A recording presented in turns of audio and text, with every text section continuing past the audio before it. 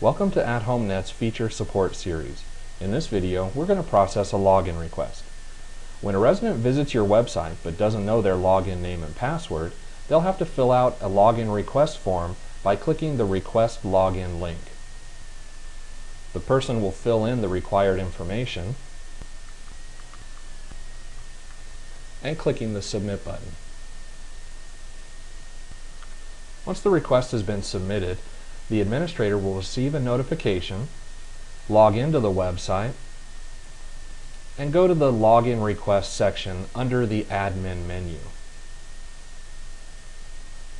You'll see your requests under the Pending tab, and click the link associated with their request to continue. The next screen will show you the information that the person provided in their request at the top, some options available to you for processing in the middle, and finally some matches that were found in the address book for the resident that submitted their information. As you can see here, we have some matches for this resident on full name, last name, and street name. Now this is the same profile in the address book, it just happened to match on 3 pieces of information. Now since I am sure that this is one of our residents and he does need access to the website, I can select one of these profiles and choose the option Matches the Profile Selected.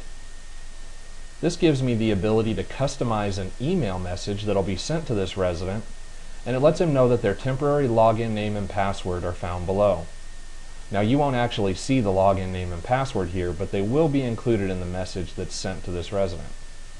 Once I'm comfortable with the wording of my email message, I click the Matches the Profile Selected button again, and you'll see I'm given a success notice that the profile was updated and an email notification was sent. This person's login request has now been moved to the Approved tab under our login request screen. So now let's take a look also at what we would do to approve a second resident in a profile. You can see we have the request from our second resident here, and again I'll click the link associated with their request to bring us to our next screen. We can see the information that they provided in their request above, and in this case the address book found matches for the profile, but you can see it's not the resident that's actually making the request. It found a match on the last name and it found a match on the street name. Now again, this is the same profile, it just matched on 2 separate pieces of information. Now if I'm sure this is the second resident for this profile, what I would do is select the profile that it applies to, and we'll click the button that says Add as Resident to on Profile Selected. Again, we have the ability to customize an email message and send the temporary login name and password, and then click the button to Add as Resident to on Profile Selected again. The login request has been approved.